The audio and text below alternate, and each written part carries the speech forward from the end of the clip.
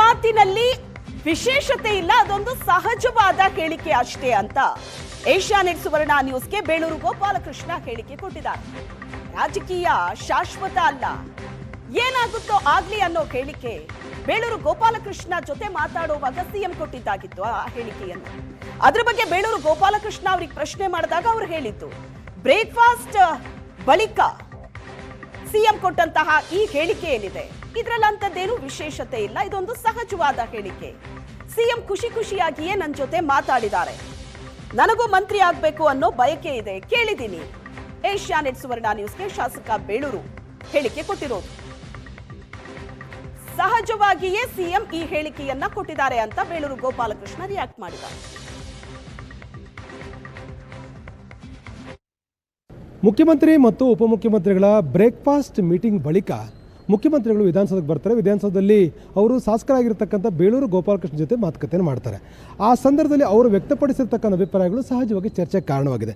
ಈಗ ನಮ್ಮ ಜೊತೆ ಬೇಳೂರು ಗೋಪಾಲಕೃಷ್ಣ ಅವರು ಇದ್ದಾರೆ. ಸರ್, ನಿಜವಾಗಲೂ ನೀವು ಮುಖ್ಯಮಂತ್ರಿಗಳನ್ನ ಭೇಟಿ ಮಾಡಿದಾಗ ಏನು ಕೇಳಿದ್ರಿ, ಅವ್ರ ರಿಯಾಕ್ಷನ್ಸ್ ಹೇಗಿತ್ತು ಸರ್? ಏನು ನಾನು ಸಹಜವಾಗಿ ವಿಧಾನಸೌಧಕ್ಕೆ ಹೋದಾಗ ಅವ್ರು ಬರ್ತಾಯಿದ್ರು. ಮತ್ತು ಆ ಬಂದಂಥ ಸಂದರ್ಭದಲ್ಲಿ ನಾನು ಸಹಜವಾಗಿ ಇವತ್ತಿನ ಬೆಳವಣಿಗೆ ಬಗ್ಗೆ, ಇವತ್ತಿನ ವಿಚಾರವಾಗಿ ಹೋಗಿ ನಮಸ್ಕಾರ ಮಾಡಿ, ಸರ್ ಏನು ಸರ್ ಭಾರಿ ಖುಷಿಯಾಗಿದ್ದೀರಿ ನಿಜವಾಗ್ಲೂ ಅಂತ ಹೇಳಿದಾಗ, ಗೋಪಾಲ ಹೌದಪ್ಪ ಭಾಳ ಖುಷಿ ಇದ್ದೇನೆ, ಇವತ್ತು ಒಳ್ಳೆ ನಾಟಿ ಕೋಳಿ ಎಲ್ಲ ಮಾಡಿದರು, ಮೈಸೂರು ಥರ ಮಾದರಿಯಲ್ಲಿತ್ತು, ಚೆನ್ನಾಗಿತ್ತು, ಒಳ್ಳೆ ತಿಂಡಿ ತಿಂದಿದ್ದೀನಿ ಕಣ, ಖುಷಿಯಾಗಿದ್ದೀನಿ ಅಂತ ಹೇಳಿದರು. ಸಹಜವಾಗಿ ಒಂಥರ ಏನು ಮತ್ತಿಷ್ಟು ಕಳೆ ಬಂದಿದೆಯಲ್ಲ, ಇಷ್ಟು ಖುಷಿಯಾಗಿದ್ದಾರಲ್ಲ ಸಾಹೇಬ್ರೆ ಅಂತ ಹೇಳಿದಾಗ ನಮಗೊಂದು ಆನಂದ ಅಲ್ಲ. ಈ ರಾಜ್ಯದಲ್ಲಿ ಸ್ವಲ್ಪ ಸಣ್ಣ ಪುಟ್ಟ ವ್ಯತ್ಯಾಸ ಇದ್ದದ್ದು ಸರಿಯಾಗಿದೆ ಅನ್ನೋದು ಒಂದು ವಿಚಾರವಾಗಿ ಭಾರಿ ಖುಷಿಯಾಗಿತ್ತು, ನಮಗೂ ಖುಷಿ ಆಯಿತು. ಆದ್ದರಿಂದ ನಾನು ಸ್ವಲ್ಪ ಇನ್ನೂ ಚೆನ್ನಾಗೇ ಮಾತಾಡೋದು, ಭಾಳ ಖುಷಿಯಾಗಿ ಹೆಗಲ ಮೇಲೆ ಕೈ ಹಾಕೊಂಡು ಹೊರಗಡೆ ಬಂದು ನನ್ನ ಬಗ್ಗೆನೇ ಏನೋ ಕಲರ್ಫುಲ್ ಆಗಿಬಿಟ್ಟಿದ್ದು, ಇವತ್ತೇನೋ ಇಷ್ಟು ಕಲರ್ಫುಲ್ಲಾಗಿ ಕಾಣ್ತಾ ಇದೆಯಲ್ಲ ಅಂದರು. ಎಲ್ಲ ನಿಮ್ಮ ಆಶೀರ್ವಾದ ಸಾಹೇಬ್ರ ಅಂದೆ ಅಷ್ಟೇ. ಅವರು ಎಲ್ಲ ಒಂದು ಕಡೆ ವೇದಾಂತದ ಮಾತಾಡ್ದಂಗೆ ಅನಿಸ್ತಾ ಇತ್ತು. ನಾವು ಗಮನಿಸಿದಾಗೆ ರಾಜಕಾರಣ ಯಾರ ಅಪ್ಪನ ಮನೆ ಆಸ್ತಿ ಅಲ್ಲ ಅಂತಕ್ಕಂಥ ರೀತಿಯ ಸ್ಟೇಟ್ಮೆಂಟ್ಗಳನ್ನು ಕೂಡ ಕೊಟ್ಟರು. ಸೊ ಯಾಕೆ ಅಂತ ನಿಮಗೇನು ಅನಿಸ್ತದೆ? ಅದ್ರ ಬಗ್ಗೆ ನನಗೆ ಅಷ್ಟೊಂದಿಲ್ಲ. ನಾವು ಅವ್ರ ಖುಷಿಯಲ್ಲಿ, ಅವರ ಪ್ರೀತಿಯಲ್ಲಿ ನಾವು ಮುಳುಗಿದ್ದೀವಿ. ಅದರಿಂದ ನನಗೆ ಆ ಥರ ಏನು ಯಾವುದು ಗೊತ್ತಾಗಲಿಲ್ಲ ಅದು. ಬಟ್ ಸಹಜವಾಗಿ ಭಾಳ ಖುಷಿಯಾಗಿದ್ದರು. ಒಂಥರ ನಮಗೂ ಆ ಒಂದು ಅವರ ನಗು ಇದು ಎಲ್ಲ ಒಂಥರ ಏನೋ ಒಂದು ಆನಂದ ಆಯಿತು ಅಷ್ಟೇ, ಬಿಟ್ಟರೆ ಬೇರೆ ಏನಿಲ್ಲ. ಒಂದು ರಾಜಕೀಯವಾಗಿ ಗೊಂದಲ ಇದ್ದಂಥ ಸಂದರ್ಭದಲ್ಲಿ ವಿರೋಧ ಪಕ್ಷದ ಬಾಯಿ ಮುಚ್ಚುವಂಥ ಕೆಲಸವನ್ನು ಇವತ್ತು ಆಗಿದೆ ಅಂತ ನಾನು ತಿಳ್ಕೊಂಡಿದ್ದೀನಿ. ಒಳ್ಳೆಯ ಒಂದು ಸಂದೇಶ ಕೊಟ್ಟಿದ್ದಾರೆ, ಒಳ್ಳೆಯದಾಗಿದೆ ಅಂತ ತಿಳ್ಕೊಂಡಿದ್ದೀನಿ. ರಾಜಕಾರಣದ ಬಗ್ಗೆ ಎಲ್ಲೋ ಕಡೆ ವಿಸ್ತಾರವಾಗಿ ಮಾತಾಡಿದ್ದಾರೆ ಸರ್ ಅವರು. ಅಂದರೆ ನಾನು ಯಾವುದ್ರ ಬಗ್ಗೆ ತಲೆ ಕೆಡಿಸ್ಕೊಳ್ಳಲ್ಲ, ಕೂಲ್ ಆಗಿದ್ದೇನೆ ಅಂತಕ್ಕಂಥ ಮಾತನ್ನು ಕೂಡ ಹೇಳಿದ್ರು ಸರ್. ಹೌದು, ಇಲ್ಲ ಭಾಳ ಇದರಲ್ಲೇ ಇದ್ದರು, ಅಂದರೆ ತುಂಬ ಖುಷಿಯಾಗಿದ್ದರು. ಆ ಖುಷಿ ಇದೇ ನಮ್ಮ ಸಂಭ್ರಮ ಬಂತು, ಅಷ್ಟು ಬಿಟ್ಟರೆ ಬೇರೆ ಏನಿಲ್ಲ. ನನಗೆ ಹೇಳಿದ್ನಲ್ಲ, ನಾನು ಕೇಳಿದೆ, ಹೋಗಿ ಕೇಳೋದೇ ಹಾಗೆ, ಏನು ಸಾಹೇಬ್ರೆ ನಾವು ಒಂದ್ಸರಿ ಟಗರು ಅಂತಲೂ ಹೇಳ್ತೀವಿ ನಾವು, ಏನು ಟಗರು ಭಾರಿ ಖುಷಿಯಾಗಿದೆ ಇವತ್ತು ಅಂತ ಹೇಳಿದೆ, ಗೋಪಾಲ್ ಬಾರೋ ಏನೋ ಭಾಳ ಅಂತ ಆ ಥರ ಮಾತಾಡ್ತಾರೆ. ಹಾಗಾಗಿ ಅದೇ ಇದರಲ್ಲೇ ನಾನು ಒಬ್ಬರೇ ಇರಲಿಲ್ಲ, MLA ಇದ್ದರು, ಉದಯಗೌಡರು ಇದ್ದರು, ಎಲ್ಲ ಇದ್ದರು ಅವರು. ಬಟ್ ನಮ್ಮ ಬಗ್ಗೆನೇ ಮಾತಾಡ್ತಾ ಬಂದರು. ನನ್ನ ಜೊತೆಗೆ ಹೆಗಲ ಮೇಲೆ ಕೈ ಹಾಕ್ಕೊಂಡು ನಿಮ್ಮ TV ಹೊರಗೆ ಬಂದು ಎಲ್ಲ ಹೇಳಿದ್ದಾರೆ. ಹಾಂ, ಒಂದು ರೀತಿ ವೇದಾಂತದ ಮಾತು ಸರ್. ಯಾಕಂದರೆ ಈ ಸಂದರ್ಭ ಆಗಿದೆಯೋ ಅಥವಾ ಅವ್ರು ಆಡಿರ್ತಕ್ಕಂಥ ಮಾತುಗಳು ಬೇರೆ ರೀತಿ ವಿಶ್ಲೇಷಣೆ ಬರ್ತದೆ ಗೊತ್ತಿಲ್ಲ.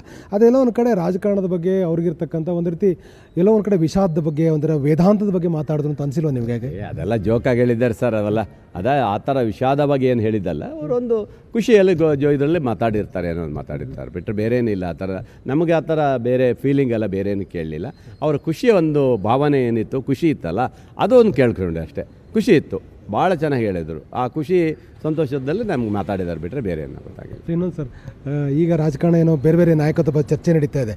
ಈ ಸಂದರ್ಭದಲ್ಲಿ ಮುಖ್ಯಮಂತ್ರಿಗಳು ಈಗಾಗಲೇ ಬ್ರೇಕ್ಫಾಸ್ಟ್ ಮೀಟಿಂಗ್ ಮಾಡ್ತಾ ಇದ್ದಾರೆ. ಯಾವ ನಿರ್ಣಯ ಆದರೂ ಉತ್ತಮ ಅಂತ ನಿಮ್ಗೆ ಅನಿಸ್ತದೆ ಸರ್?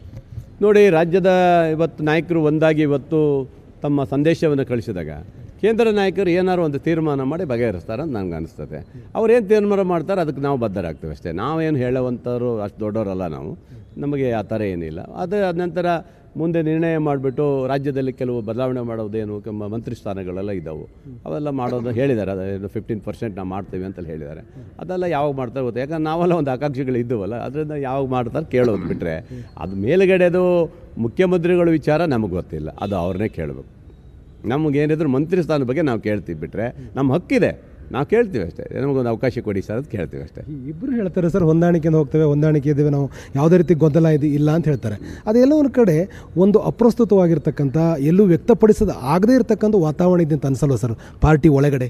ನೋಡಿ ಏನಾಗುತ್ತೆ ನೋಡಿ, ಇದು ಒಂದು ರಾಷ್ಟ್ರೀಯ ಪಕ್ಷ ಆಗಿರೋದ್ರಿಂದ ನಮ್ಮ ಹೈಕಮಾಂಡ್ ಭಾಳ ಬಿಗಿಯಾಗಿರೋದ್ರಿಂದ ಇವೆಲ್ಲ ಗೊಂದಲಗಳನ್ನು ನಾವು ಏನು ಮಾಡಲಿಕ್ಕೆ ಬರೋದಿಲ್ಲ. ಎಲ್ಲ ಹಕ್ಕಿದೆ, ಯಾರು ಮುಖ್ಯಮಂತ್ರಿ ಆಗ್ಬೇಕಂತ ಕೇಳೋ ಹಕ್ಕಿದೆ ಬಿಡಿ, ಅವರಿಗೆಲ್ಲ ಕೇಳ್ತಾರೆ. ಈಗ ಪರಮೇಶ್ವರ್ ಸರ್ ಕೇಳಿದ್ದಾರೆ, ಇನ್ನೂ ಜಾರಕಿಹೊಳಿ ಸಾಹೇಬರು ಕೇಳಿದರು, ಎಲ್ಲರೂ ಕೇಳ್ತಾರೆ, ಅದನ್ನು ಹಕ್ಕಿದೆ, ಕೇಳೋಕ್ಕೇನು ಹಕ್ಕಿದೆ ಅವರಿಗೆ. ನಾವು ಮುಖ್ಯಮಂತ್ರಿ ಆಗ್ಬೇಕು ಅಂತ ಕೇಳೋದೇನು ಹಕ್ಕು ತಪ್ಪಿದೆ, ಆದರೆ ಕೊಡೋದು ಬಿಡೋದು ಹೈಕಮಾಂಡ್ ಅಲ್ಲ. ಈಗ ನಾನು ಮಂತ್ರಿ ಆಗ್ಬೇಕು ಕೇಳೋದು ನಾನು ಹಕ್ಕಿದೆ, ನಾನು ಕೇಳ್ತೀನಿ, ಅದನ್ನು ನೀವು ಮಾಡೋದು ಹೈಕಮಾಂಡ್ ಅಲ್ವಾ, ಹಾಗಾಗಿ ಅವ್ರು ನಿರ್ಣಯ ಮಾಡ್ತಾರೆ, ನಾವಲ್ಲ ಅದು. ಇದು ಶಾಸಕರಾಗಿರ್ತಕ್ಕಂಥ ಬೇಳೂರು ಗೋಪಾಲಕೃಷ್ಣ ಒಟ್ಟಾರೆ ಅಭಿಪ್ರಾಯಗಳು. ಕ್ಯಾಮ್ರಾಮನ್ ಸತೀಶ್ ಜೊತೆ ಆನಂದ್ ಪೇಪೆ, ಏಷ್ಯಾನೆಟ್ ಸುವರ್ಣ ನ್ಯೂಸ್, ಬೆಂಗಳೂರು. ಇದು ರಾಜ್ಯ ಕಾಂಗ್ರೆಸ್ಸಿನ ಬೆಳವಣಿಗೆ. ಬೆಳಿಗ್ಗೆ ಒಂದು ಬ್ರೇಕ್ಫಾಸ್ಟ್ ಸಭೆ ಆಯಿತು. ಬ್ರೇಕ್ಫಾಸ್ಟ್ ಸಭೆಯ ನಂತರ ಆಗಿರುವಂತಹ ಬೆಳವಣಿಗೆಗಳ ಬಗ್ಗೆ ಒಂದಷ್ಟು ಅಪ್ಡೇಟ್ಸ್ ಅನ್ನ ಕೊಡ್ತಾ ಇದ್ವಿ. ವೆರಿ ಇಂಪಾರ್ಟೆಂಟ್, ಸಿಎಂ ಸಿದ್ದರಾಮಯ್ಯನವರು ಕೊಟ್ಟಂತ ಈ ಸ್ಟೇಟ್ಮೆಂಟ್. ಇದ್ರ ಬಗ್ಗೆ ಒಂದಷ್ಟು ಡೀಟೇಲ್ಸ್ ಅನ್ನ ಕೊಡ್ತಾರೆ ನಮ್ಮ ಪೊಲಿಟಿಕಲ್ ಬ್ಯೂರೋ ಹೆಡ್ ಆಗಿರುವಂತಹ ಆನಂದ್ ಬೈದನ್ಮನೆ ನೇರ ಸಂಪರ್ಕದಲ್ಲಿ ಜಾಯ್ನ್ ಆಗಿದ್ದಾರೆ. ಹಾಗೇನೆ ವಿದ್ಯಾ ಕೂಡ ಇದ್ದಾರೆ ನೇರ ಸಂಪರ್ಕದಲ್ಲಿ. ಮೊದಲನೇದಾಗಿ ಆನಂದ್, ನಿಮ್ಮನ್ನು ಕೇಳೋದಾದ್ರೆ, ಸಿದ್ದರಾಮಯ್ಯನವರು ಮುಖದಲ್ಲಿ ಖುಷಿ ಇತ್ತು, ಅದಕ್ಕೆ ಕಾರಣ ಬೆಳಿಗ್ಗೆ ಒಂದು ಒಳ್ಳೆ ಬ್ರೇಕ್ಫಾಸ್ಟ್ ಮಾಡದೆ ಡಿ.ಕೆ. ಶಿವಕುಮಾರ್ ಅವರ ಮನೆಯಲ್ಲಿ ಅಂತ. ಮನಸ್ಸಿನಲ್ಲಿ ವಿಷಾದ ಕೂಡ ಇತ್ತ. ರಾಜಕೀಯ ಶಾಶ್ವತ ಅಲ್ಲ ಅನ್ನೋ ಈ ಸ್ಟೇಟ್ಮೆಂಟ್ ಇದೆಯಲ್ಲ, ಈ ದೊಡ್ಡ ದೊಡ್ಡ ರಾಜಕಾರಣಿಗಳ ಬಾಯಲ್ಲಿ ಇಂತಹ ಮಾತುಗಳು ಬಂದಾಗ ಅದರ ದಿಕ್ಕು ಬೇರೆನೇ ಇರುತ್ತೆ.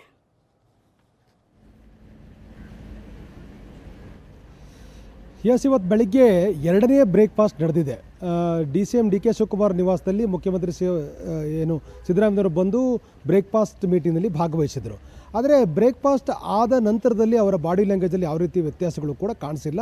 ಮಾಧ್ಯಮಗೋಷ್ಠಿಯಲ್ಲಿ ಮಾತಾಡುವ ಸಂದರ್ಭದಲ್ಲೂ ಕೂಡ ಅವರು ಎಂದಿನಂತೆ ಮಾಧ್ಯಮಗಳಿಗೆ ರಿಯಾಕ್ಟ್ ಮಾಡಿದರು. ಭಾಳ ಮುಖ್ಯವಾಗಿ BJP ವಿರುದ್ಧ ವಾಗ್ದಾಳಿ ಮಾಡಿದರು, ತಮ್ಮಲ್ಲಿ ಏನೂ ಗೊಂದಲ ಇಲ್ಲ ಅಂತಕ್ಕಂಥ ಹೇಳುವಂಥ ಪ್ರಯತ್ನಗಳು ಮಾಡಿದರು. ಸಂಸತ್ನ ಸದಸ್ಯರ ಸಭೆಯನ್ನು ಕರಿತೀನಿ ಅಂತಕ್ಕಂಥ ಮಾತನ್ನು ಹೇಳಿದರು.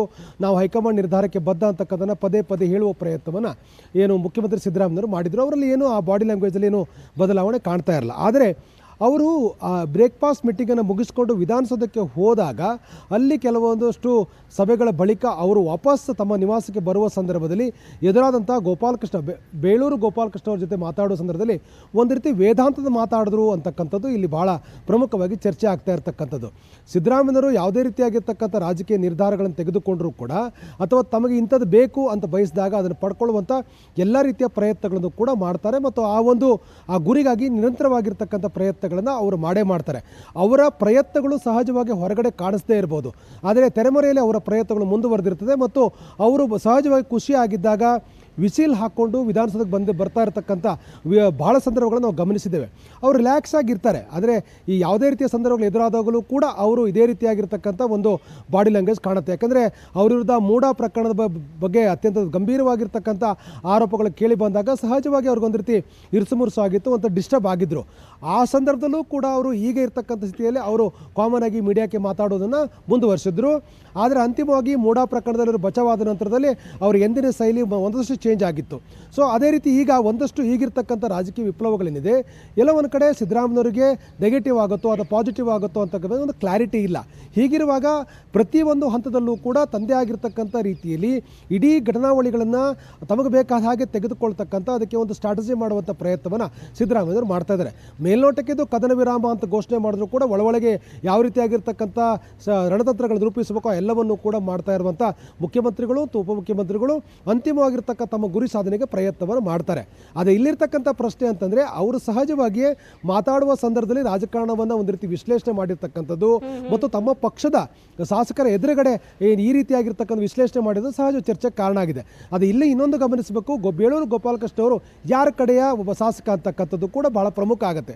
ಹಾಗಾಗಿ ಕೆಲವೊಂದು ಸ್ಟೇಟ್ಮೆಂಟ್ಗಳು ಯಾರ ಮುಂದೆ ಹೇಳಿದ್ರೆ ಇದು ಯಾರಿಗೆ ರೀಚ್ ಆಗುತ್ತೆ ಅನ್ನೋದು ಕೂಡ ಬಹಳ ಪ್ರಮುಖ ಆಗುತ್ತೆ. ಹಾಗಾಗಿ ಎಲ್ಲವನ್ನೂ ಕೂಡ ಅಳೆದು ತೂಗಿ ವಿಶ್ಲೇಷಣೆ ಮಾಡಿದ್ರು ಅಥವಾ ಅವರು ಇಡೀ ರಾಜಕಾರಣವನ್ನು ದೃಷ್ಟಿಯಲ್ಲಿಟ್ಟುಕೊಂಡು ಇತ್ತೀಚಿನ ಬೆಳವಣಿಗೆ ದೃಷ್ಟಿಯಲ್ಲಿಟ್ಟುಕೊಂಡು ಮಾಧ್ಯಮಗಳ ಮುಂದೆ ಈ ರೀತಿಯಾಗಿರುವಂಥ ಹೇಳಿಕೆಗಳನ್ನು ಕೊಟ್ಟರ ಅಂತಕ್ಕಂಥ ಚರ್ಚೆಗಳು ಶುರುವಾಗಿದೆ. ಆದರೆ ಒಂದಂತೂ ಸ್ಪಷ್ಟ, ಬೆಳಿಗ್ಗೆ ಬ್ರೇಕ್ಫಾಸ್ಟ್ ಸಭೆ ಆದ ನಂತರದಲ್ಲಿ ಅವರ ಬಾಡಿ ಲ್ಯಾಂಗ್ವೇಜಲ್ಲಿ ಯಾವುದೇ ರೀತಿ ಬದಲಾವಣೆಗಳು ಆಗಿರಲ್ಲ. ಎಂದಿನಂತೆ ಅವರು ಕಾಮೆಂಟ್ ಮಾಡ್ತಕ್ಕಂಥದ್ದನ್ನು, ಹಾಸ್ಯ ಮಾಡ್ತಕ್ಕಂಥದ್ದನ್ನು ಅವರು ಕಂಟಿನ್ಯೂ ಮಾಡಿದರು ಮತ್ತು ಗಂಭೀರವಾಗಿ BJP ವಿರುದ್ಧ ವಾಗ್ದಾಳಿ ಮಾಡುವಾಗ ಎಂದಿನ ಶೈಲಿಯಲ್ಲಿ ತಮ್ಮದೇ ಆಗಿರ್ತಕ್ಕಂಥ ಕೆಲವೊಂದು ಶಬ್ದಗಳನ್ನು ಪ್ರಯೋಗ ಮಾಡಿ ಅವರು BJP ಮತ್ತು ಕೇಂದ್ರ ಸರ್ಕಾರವನ್ನು ಬೈಯುವಂಥ ಕೆಲಸವನ್ನು ಕೂಡ ಮಾಡಿದರು. ಹಾಗಂದ ಮಾತ್ರಕ್ಕೆ ಸಿದ್ದರಾಮಯ್ಯವರು ಇಡೀ ಘಟನಾವಳಿಗಳಿಂದ ಬೇಸತ್ತು ಹೋಗಿದ್ದಾರೆ ಅಥವಾ ನೆಗೆಟಿವ್ ಆಗುತ್ತೆ ಅಂತಕ್ಕಂಥ ಯಾವುದೇ ರೀತಿಯಾದಂಥ ತೀರ್ಮಾನಕ್ಕೆ ಬಂದಂಗೆ ಕಾಣ್ತಾ ಇಲ್ಲ. ಆದರೆ ಇತ್ತೀಚಿನ ಡೆವಲಪ್ಮೆಂಟ್ಗಳನ್ನು ಉಲ್ಲೇಖಿಸಿ ಅವರು ಈ ರೀತಿಯಾಗಿರುವಂಥ ಹೇಳಿಕೆ ಕೊಟ್ಟಿರಬಹುದು ಅಂತ ಅನಿಸ್ತಾ ಇದೆ. ಓಕೆ ಆನಂದ್, ಇನ್ನು ಇದ್ರ ಬಗ್ಗೆ ಮತ್ತಷ್ಟು ಮಾಹಿತಿಯನ್ನ ಕೊಡೋದಕ್ಕೆ ರಾಜಕೀಯ ವಿಶ್ಲೇಷಕರಾದಂತಹ ಪ್ರಶಾಂತ್ ನಾಥ್ ಜಾಯ್ನ್ ಆಗಿದ್ದಾರೆ. ಪ್ರಶಾಂತ್, ನಾನು ನಿಮ್ಮನ್ನ ಮಾತಾಡಿಸ್ತೀನಿ. ಬಿಫೋರ್ ದ್ಯಾಟ್ ವಿದ್ಯಾ, ಬೆಳಿಗ್ಗೆ ನಡೆದಂತಹ ಈ ಬ್ರೇಕ್ಫಾಸ್ಟ್ ಸಭೆ ಮತ್ತು ಅದರ ನಂತರದ ಬೆಳವಣಿಗೆಗಳನ್ನ ನೋಡ್ತಾ ಇದ್ರೆ ಆಪರೇಷನ್ ಸಕ್ಸಸ್ ಅಂತ ಅನ್ನಿಸ್ತಿದ್ಯಾ?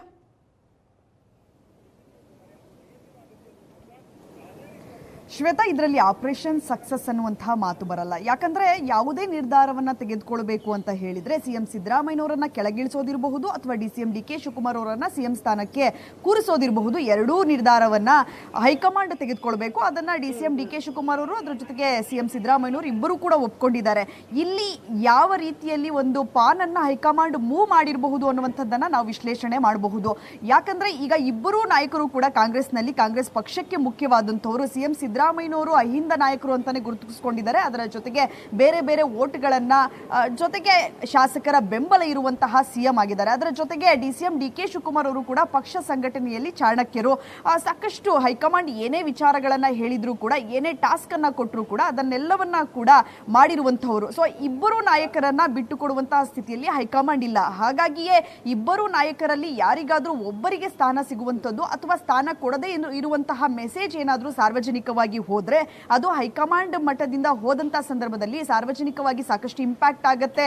ಅದರಲ್ಲೂ ಕಾಂಗ್ರೆಸ್ ಪಕ್ಷಕ್ಕೆ ಸಾಕಷ್ಟು ಮುಂದಿನ ಚುನಾವಣೆಗಳಲ್ಲಿ ಎಫೆಕ್ಟ್ ಆಗುವಂತದ್ದು. ಈ ಕಾರಣಕ್ಕಾಗಿ ಹೈಕಮಾಂಡ್ ಇಬ್ಬರು ನಾಯಕರು ಒಂದಾಗಿದ್ದಾರೆ. ಅದರ ಜೊತೆಗೆ ಇಬ್ಬರು ಕೂಡ ಹೈಕಮಾಂಡ್ ಏನು ಹೇಳುತ್ತೆ ಅದಕ್ಕೆ ಬದ್ಧರಾಗಿದ್ದಾರೆ ಅನ್ನುವಂತಹ ಮೆಸೇಜ್ ಕೊಡುವಂತದ್ದು ಬ್ರೇಕ್ಫಾಸ್ಟ್ ಮೀಟಿಂಗ್ ನಲ್ಲಿ ನಮಗೆ ತಿಳಿದು ಬಂದಂತದ್ದು. ನಾವು ಕಳೆದ ಬ್ರೇಕ್ಫಾಸ್ಟ್ ಮೀಟಿಂಗ್ ಅಲ್ಲಿ ಇರಬಹುದು, ಇವತ್ತು ನಡೆದಂತಹ ಬ್ರೇಕ್ಫಾಸ್ಟ್ ಮೀಟಿಂಗ್ ಅಲ್ಲಿ ಆ ಅಜೆಂಡಾ ಏನಿತ್ತು ಅಜೆಂಡಾ ಒಂದೇ ಇರುವಂತದ್ದು. ನಮ್ಮಲ್ಲಿ ಗೊಂದಲಗಳಿಲ್ಲ, ನಮ್ಮಲ್ಲಿ ಪವರ್ ಶೇರಿಂಗ್ ಆಗಿ ಕಿತ್ತಾಟ ನಡೀತಾ ಇಲ್ಲ, ನಾವಿಬ್ಬರು ಕೂಡ ಚೆನ್ನಾಗಿದ್ದೀವಿ, ನಾವಿಬ್ಬರು ಪಕ್ಷದಲ್ಲಿ ದುಡಿತಾ ಇದೀವಿ ಅನ್ನುವಂಥದ್ದನ್ನ ಸಾರುವಂತದ್ದೇ ಆಗಿತ್ತು. ಸೊ ಇವೆರಡೂ ವಿಚಾರಗಳನ್ನ ಇಟ್ಕೊಂಡು ನಾವು ನೋಡೋದಾದ್ರೆ ಇವತ್ತಿನ ಬ್ರೇಕ್ಫಾಸ್ಟ್ ಮೀಟಿಂಗ್ ನಲ್ಲಿ ನಾರ್ಮಲ್ ಆಗಿ ನಾನು ಬೆಳಗ್ಗೆ ಹೇಳ್ತಾ ಇದ್ದೆ, ಅಸೆಂಬ್ಲಿ ವಿಚಾರಗಳು, ಬಿಜೆಪಿ ಸರ್ಕಾರಕ್ಕೆ ಯಾವ ರೀತಿಯಾಗಿ ಅವರು ಉತ್ತರವನ್ನ ಕೊಡಬೇಕು, ಬಿಜೆಪಿ ಸರ್ಕಾರ ಏನಾದರೂ ಸರ್ಕಾರದ ಮೇಲೆ ಅವರೇನಾದರೂ ಮಾತನಾಡಿದ್ರೆ ಬಿಜೆಪಿಯವರು ಆಗ ಯಾವ ರೀತಿಯಾದಂತಹ ಉತ್ತರಗಳನ್ನು ಕೊಡಬೇಕು ಅನ್ನುವಂಥ ನಿಟ್ಟಿನಲ್ಲಿ ಚರ್ಚೆಗಳಾಗಿರುವಂಥದ್ದು. ಅದರ ಜೊತೆಗೆ 8ನೇ ತಾರೀಕು ಮುಖ್ಯವಾಗಿ ಅವರು ದೆಹಲಿಗೆ ಹೋಗ್ತಾ ಇದ್ದಾರೆ ಸಿಎಂ ಮತ್ತು DCM. ಆ ಸಂದರ್ಭದಲ್ಲಿ ಹೈಕಮಾಂಡ್ ಭೇಟಿಗೆ ನಾನು ಅವಕಾಶವನ್ನ ಕೇಳಿದ್ದೀನಿ.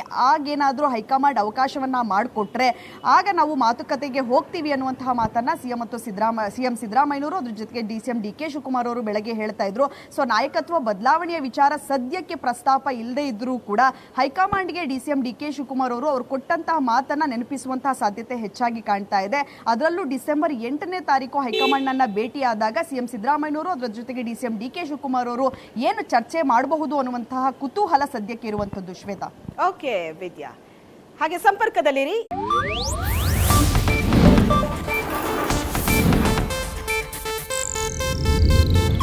ಇದು ಏಷ್ಯಾನೆಟ್ ನ್ಯೂಸ್ ನೆಟ್ವರ್ಕ್ ಪ್ರಸ್ತುತಿ.